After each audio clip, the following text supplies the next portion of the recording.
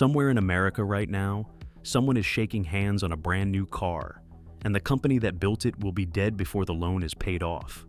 They have no idea. Plymouth, Oldsmobile, Pontiac, Saturn, Mercury, Saab, all household names, switched off almost overnight. And in 2026, a handful of familiar brands are heading down the same road. And to understand how a brand reaches the edge, you have to start with one that was, not long ago, the most exciting newcomer the luxury world had ever seen. Before we continue, check the link in the description and grab your used car buying guide to buy with confidence and avoid getting scammed.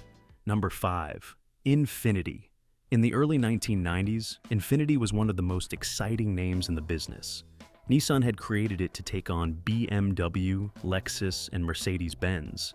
And for a while, it genuinely worked. The Q45 flagship arrived with a V8 that could embarrass the Germans on acceleration. And then, in 2002, came the car that defined the brand for a generation, the G35. Built on the same rear-wheel drive platform as the Nissan 350Z sports car, powered by the celebrated VQ V6, and priced around $30,000, it was a genuine BMW 3 Series rival at a fraction of the German price. It was named Motor Trend Car of the Year for 2003, landed on Car and Driver's 10 Best list 2 years running, and turned an entire generation of enthusiasts into Infiniti believers. Infiniti carried real credibility, and the people who owned those cars remember them fondly to this day. The Infiniti of 2026 is a shadow of that. The lineup has been gutted. The compact QX50 and QX55 were both discontinued, leaving the brand leaning almost entirely on two SUVs, the QX60 crossover and the full-size QX80. While a new model, the QX65, arrives to try to rebuild the range. The brand is technically expanding again, but from a position so weakened that survival, not growth, is the real question. And the troubles are not only about how few models there are. The QX60 traded away its long-serving and well-regarded V6 for a 2-liter variable compression turbocharged 4-cylinder, an engine from a family that has been the subject of one of the largest reliability recalls in recent memory. Nissan recalled roughly 440,000 vehicles equipped with that variable compression engine over main bearing failures that could destroy the engine, and a class action lawsuit followed. For a luxury buyer who keeps a car for a decade, that history is exactly the kind of thing that turns a sale into a walkaway. Underneath all of it sits the deepest problem of all, which is the financial state of Nissan itself. Nissan is in the middle of the worst crisis it has faced in a quarter century. The company posted a record net loss of around $4.5 billion for the financial year, ending in early 2025, then followed it with another multi-billion-dollar loss the next year. It announced plans to cut roughly 20,000 jobs, about 15% of its global workforce, and to close 7 of its 17 factories, including the Optima plant in Japan that was once considered the crown jewel of its operations. It sold its own headquarters building. Its credit rating was cut to non-investment grade, the territory politely known as junk. A proposed merger with Honda that might have stabilized it collapsed. A company fighting that hard simply to survive does not have the resources to pour into reviving a second-tier luxury division. Infiniti is competing for investment against the basic survival of its own parent, and it is losing that competition. Luxury buyers, meanwhile, have moved on to Lexus, to Genesis, and to Acura, brands that are present, stable, and investing. Unless Nissan pulls off a genuine turnaround, Infiniti is the kind of brand that could quietly join the automotive graveyard, alongside the names that came before it. And the brand directly beneath it on this descent shares the same disease, a glorious past and a present with almost nothing left in the showroom. Number 4. Mitsubishi. Mitsubishi has been on life support in North America for the better part of 2 decades, and the contrast with its past is painful for the people who remember it. In the early 2000s, this was a brand with genuine excitement in the showroom. The Eclipse was a tuner culture icon that landed on bedroom walls and movie screens alike. The Lancer Evolution was a rally-bred, turbocharged, all-wheel drive sedan with a championship pedigree from the World Rally stages, a car that could humble exotics costing 3 times as much on a back road. The Montero was a serious, capable off-roader with its own competition history in the brutal desert rallies. Mitsubishi was a company that built things people genuinely wanted, with engineering credibility earned the hard way. The Mitsubishi of 2026 is a thin shadow of that lineup. The brand's one genuinely competitive product in the American market is the Outlander plug-in hybrid, which is, to be fair, a legitimately good vehicle with a well-engineered hybrid system and real everyday usability. But a single strong product cannot hold up an entire brand, and the rest of the range feels dated and uninspired next to the relentless product cadence of Toyota, Honda, Hyundai, and Kia. The performance heroes are long gone. The evolution is a memory. The Eclipse name survives only as a forgettable crossover that shares nothing with the coupe that wore it. A brand that once stirred genuine passion now struggles to give buyers a single reason to walk through the door. Then there is the matter of support, which is where the brand's reputation has done it real damage.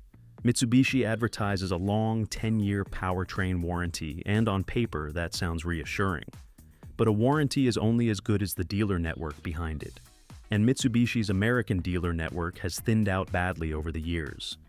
Owners trying to claim that warranty have run into denied claims, dealers an hour or more away, and parts that are slow to arrive. The brand's American market share is now a fraction of what it once was, and a company surviving on one good hybrid and a warranty that is difficult to use is a company living one bad year away from the exit. Number 3. The weakest Stellantis brands. This entry needs a careful hand, because Stellantis is not one brand, but a vast umbrella of them. And some of those brands are perfectly healthy. Jeep, Ram, and to a real extent, Dodge still carry genuine equity and genuine sales. The danger is concentrated in the weaker corners of the empire, where some brands are bleeding both cash and credibility. Consider Chrysler. The brand that once defined the American family car has shrunk to essentially a single model, the Pacifica minivan. The Pacifica is a competent vehicle, but a minivan plagued by reliability complaints cannot carry an entire heritage brand on its own, and a one-vehicle mark is a mark on borrowed time. Dodge is a more complicated case, and one where the easy obituary written a year ago turned out to be wrong. The brand did kill off the legendary gas Charger and Challenger, and its first attempt at a replacement, the all-electric Charger Daytona, landed badly. It sold under 2,000 units in a single quarter against the more than 11,000 Challengers Dodge once moved in the same span, and the electric lineup was cut back to a single trim. But Dodge then did something the doomsayers did not expect. It brought the Charger name back with a gasoline engine, a twin-turbocharged straight-six making well over 500 horsepower, offered in both two-door and four-door forms, and the 2026 Charger was named North American Car of the Year. Dodge is not dead. It is, however, a brand betting its identity on a gamble that has only just begun to pay off. The genuine weak points sit among the European brands under the same roof. Alfa Romeo and Fiat remain niche players that few American buyers consider. Maserati carries a prestigious name, but suffers some of the worst resale values in the entire luxury market. Independent depreciation studies have found models like the Quattroporte sedan shedding around 2/3 of their value in 5 years, and the Levante SUV losing as much as 3/4, leaving owners with six-figure cars worth a small fraction of that within just a few years. Dealers slash prices simply to move the metal, buyers notice, and the cycle feeds on itself. The lesson of the Stellantis empire is the danger of spreading too thin, too many brands building too many products that overlap or underperform. Unless leadership keeps trimming the weakest of them, one or more of those badges could quietly vanish before the decade is out. Number 2. Jaguar. This one carries a particular sting because few brands ever stood for as much as Jaguar once did. From the E-Type, which Enzo Ferrari himself reportedly called the most beautiful car ever made, to the long line of XJ sedans that defined understated British luxury, Jaguar was a name that made enthusiasts swoon. For decades, it occupied a space no one else quite could. The car of the man who found a Rolls-Royce ostentatious, and a Mercedes clinical, who wanted speed and beauty wrapped in wood and leather. It carried an aura that money alone could not buy, the kind of brand equity built up over half a century. That Jaguar has, for the moment, essentially stopped building cars. In a deliberate and remarkable gamble, the company has ended production of its entire internal combustion lineup. The XE, the XF, the F-Type, and the electric I-Pace were all retired, and at the end of 2025, the F-Pace SUV, the brand's best-selling vehicle in its history, rolled off the line for the last time, closing out 90 years of combustion-powered Jaguars. What remains in showrooms is dealer stock, not new production. For a stretch of time, the company that built some of the most desirable cars of the 20th century has had almost nothing new to sell. The plan is to relaunch as an all-electric luxury brand, anchored by a dramatic four-door electric Grand Tourer previewed by the Type 00 concept, with a price expected to start around $130,000. That is roughly $50,000 more than the final XJ commanded. An enormous leap for a brand asking buyers to forget everything it used to be. The plan has already been battered. A major cyber attack in the late summer of 2025 shut down the company's factories for weeks and pushed the relaunch further out. And the broader market has turned against the bet, as demand for expensive luxury electric cars has softened, while Tesla dominates and legacy makers struggle to move their costly electric sedans. Jaguar is attempting one of the riskiest maneuvers in the business, walking away from its entire customer base, its entire model range, and 90 years of identity, in the hope that a wealthier, younger, all-electric buyer will materialize to replace them. The odds that a brand this diminished can pull it off are, to put it gently, uncertain. Jaguar may technically return. The Jaguar that owners knew is, for now, already gone. Number 1. VinFast. The brand standing closest to the edge in the American market is also the newest to arrive in it. VinFast, the Vietnamese electric vehicle startup, entered North America with enormous ambition, competitive pricing on paper, and a great deal of noise. It built a gleaming factory site, signed up dealers across more than a dozen states, and promised to take on Tesla on its home turf. The reality has been a great deal harder. The first cars, the VF8 and the larger VF9, were met with some of the harshest reviews handed to any new vehicle in recent memory. One major outlet ran the blunt headline that the VF8 was very, very bad. Reviewers described it as unfinished and unsteady, with one noting that the car shuddered violently simply backing out of a parking space, and another finding the climate control reset itself every time the car was switched off. The company has worked to address the complaints through over-the-air software updates, but first impressions in the car business are very difficult to undo, and the early reviews followed the brand everywhere. The numbers tell the rest of the story. American sales collapsed by more than half over the course of 2025, with fewer than 1,500 cars sold across the entire year. The dealer network shrank to around 20 stores, many of them carrying almost no inventory, in some cases a single car on the lot. The company began closing its company-owned showrooms, delayed its planned American factory, and watched federal electric vehicle incentives expire beneath it. Even aggressive 0% financing and thousands of dollars in bonus cash have not moved the metal. History is unkind to startups in this position. Buyers who remember brands that vanished overnight know exactly what comes next. No parts, no support, and a vehicle that becomes a very expensive paperweight the day the doors close. It is worth being fair about one thing. VinFast is not collapsing globally. In its home market of Vietnam and across parts of Asia, the company is growing quickly. But for the American buyer standing in a showroom in 2026, the question is not whether VinFast survives in Hanoi. It is whether the brand will still be selling cars and stocking parts in North America in 5 years. And on that question, every signal points the wrong way, which raises the larger question buried underneath all 5 of these brands. None of them collapsed overnight. Each one slid toward the edge along the same path, showing the same handful of symptoms long before the end. And once you know what those symptoms are, you can spot a brand in trouble years before its owners find out the hard way. The warning signs. There are 4 warning signs to watch for, and when several of them appear together, the badge is in trouble. The first is a shrinking lineup. A healthy brand fills its showroom with fresh, competitive products. A dying one lets the range wither down to a model or two, often aging ones, because it no longer has the money to replace them. Chrysler down to a single minivan and Infiniti leaning on a pair of SUVs are textbook cases. The second is financial strain at the parent company. A badge does not exist on its own. It lives or dies on the resources of the corporation behind it. When the parent is hemorrhaging money, cutting tens of thousands of jobs, and closing factories, as Nissan is, the weaker brands in its portfolio are the first to be starved. The third is a collapsing dealer network, and it is the most overlooked.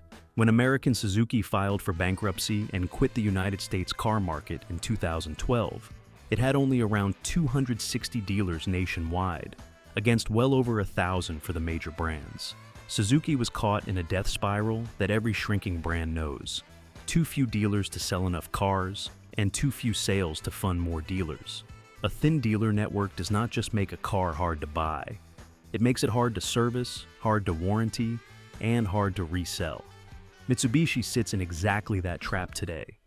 The fourth is collapsing resale value, the market's verdict rendered in real dollars. When a brand's cars lose half or more of their value in a few short years, as Maseratis do, the market is telling you it has no confidence the badge will hold its worth, and the used car buyer pays for that lost confidence directly. There is one more lesson worth remembering, and it cuts the other way. Not every discontinued brand abandons its owners. When Toyota wound down its Scion sub-brand in 2016, the cars were simply absorbed back into the Toyota network, fully supported. Suzuki, even after leaving, continued to honor warranties and supply parts for years. The death of a badge is not always a catastrophe for the owner, but it is always a risk, and the buyer who can read the 4 warning signs is the buyer who never gets caught by surprise. What separates the survivors from the casualties usually comes down to the strength of the parent behind the badge. A sub-brand owned by a healthy giant, like Scion under Toyota, gets a soft landing. A standalone brand, or one owned by a parent already fighting for its own life, has no such cushion. That is the real reason the 5 names on this descent should give a buyer pause.